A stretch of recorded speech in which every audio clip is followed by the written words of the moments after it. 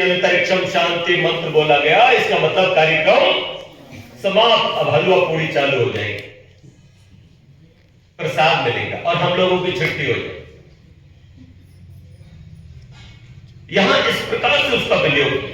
लेकिन इस मंत्र को जब मैंने विचारा तो मैंने पाया उसमें एक पद है, ओम द्यौ शांति, अंतरिक्षम शांति, पृथ्वी शांति। कहते कहते आखिर में मंत्र में आया सा मां शांति एधि। सा वही, शांति अभी शांति ही ले लो, मां मुझे एधि प्रदान करो, मुझे भी वो शांति दो, प्रदान करो। ये हम प्रार्थना करते हैं भगवान। तो कौन सी शांति की बात करते हो? जो द्युलोक में, जो अंतरिक्ष में है, जो पृथ्वी में, कौन सी शांति है? अरे शांति का मतलब समझो साहब, अनुशासन, डिसिप्लिन, एक मर्यादा। शांति और मर्यादा एक दूसरे के समानार्थी भी है और पूरक भी है। जहां डिसिप्लिन होगा वहां सुख होगा, जहां मर्यादा होगी वहां सुख होगा, जहां अनुशासन होगा वहां सुख होगा, और जहां मर्यादा का भंग किया जाएगा, डिसिप्लिन जहां पर तोड़ा जाएगा, वहां पर सब कुछ होगा और सुख नहीं। तो देवलोक में परमात्मा की एक डिसिप्लिन, मर्यादा दिखाई देती है। सारे जो ग्रह है, नक्षत्र है, वो सब अपनी कीली पर घूम रहे हैं, कोई भी अपनी मर्यादा को नहीं तोड़ता। पृथ्वी अपनी मर्यादा को नहीं तोड़ती, औषधियां अपनी मर्यादा को नहीं तोड़ती। औषधियां जिन गुणों के साथ हैं उन गुणों के साथ खड़ी रहती है। वो जब से सृष्टि बनी है तब से, नीम पहले भी कड़वा था, आज भी कड़वा। करेला के जो गुण थे वो आज भी हैं। बोलो, टमाटर में, मिर्ची में जो गुण है वो उनमें है, गिलोय में जो गुण है वो है औषधि।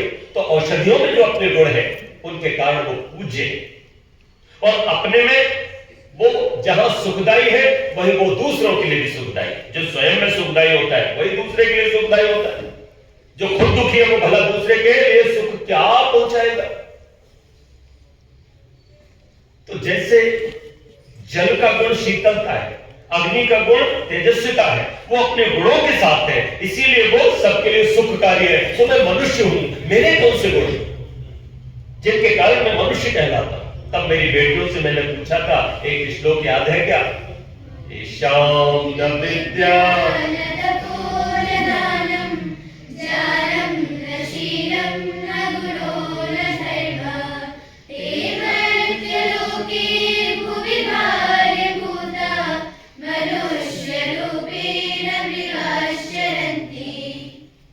इस श्लोक में ये बता दिया कि भाई जिसमें ये नहीं है, ये गुण नहीं है, वो कौन है? मनुष्य का चोला तो है, और है वो पूरा का पूरा पशु। क्या है बोलो? पशु है। तो वो जो गुण इस श्लोक में कवि ने लिखे, वो गुण अगर हमारे अंदर है, मैं उनको एक ही नाम दूंगा और वो है मानवता।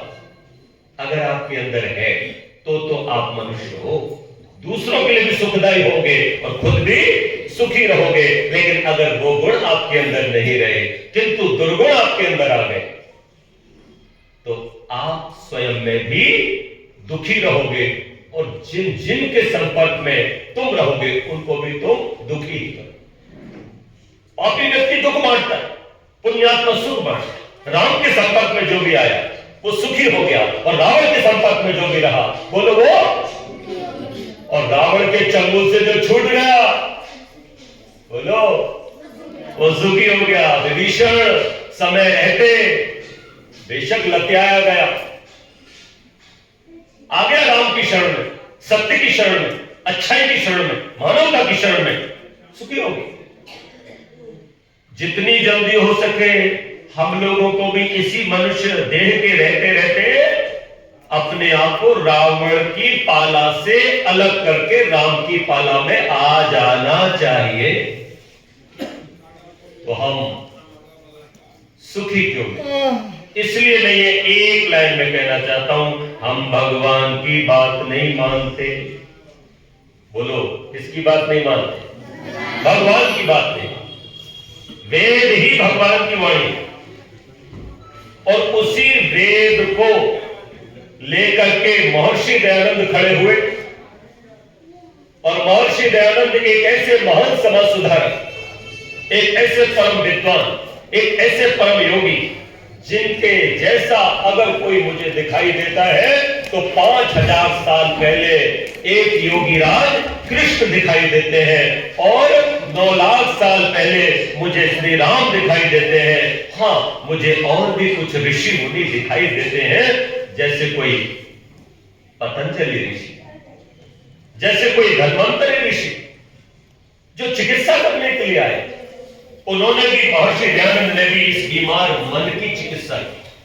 MAN मन होता है साहब, MAN मैन नहीं होता। हम सब चलते फिरते मन है, और मन ही बंधन और मन ही मोक्ष का भी कारण है, हम सब अच्छे से जानते।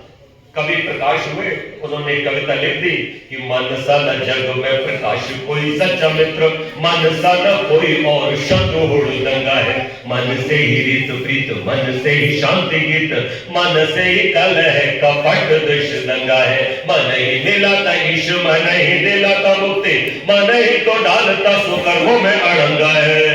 और मन है मरीज तो लजीज कोई चीज नहीं, मन यदि चंगा तो कटौती में ही गंगा है। मन यदि चंगा तो भगवान की बात अर्थात वेद की शिक्षाओं पर जो भी चलता है वही फूलता फलता है, और उसी की सदा उन्नति हो रही है। आज दुनिया में चाहे हिंदू हो, चाहे मुसलमान हो, चाहे सिख हो, चाहे ईसाई हो, चाहे इजराइल हो, चाहे रशिया हो, ऑस्ट्रेलिया हो, चाहे जापानी हो, किसी भी मत पंथ का व्यक्ति, जिनकी भी उन्नति हो रही, जिनकी भी तरक्की हो रही, वो सब केवल और केवल वेद की शिक्षाओं पर चलने के कारण हो रही है। याद रखो, क्योंकि सुख का मूल वेद है, सुख का मूल धर्म है। अब धर्म का मतलब हिंदू मुसलमान सिख ईसाई थोड़ी होता है। धर्म का तो केवल मतलब होता है धारणा धर्म, जिनको हम धारण करके ईश्वर भक्त होते हैं। ईश्वर भक्त किसको कहा? तो महर्षि दयानंद लिखते हैं, ईश्वर की आज्ञा पालन करने में तत्पर रहना ही भक्ति है। क्या है बोलो? बस भक्ति किसको कहा? ईश्वर की आज्ञा पालन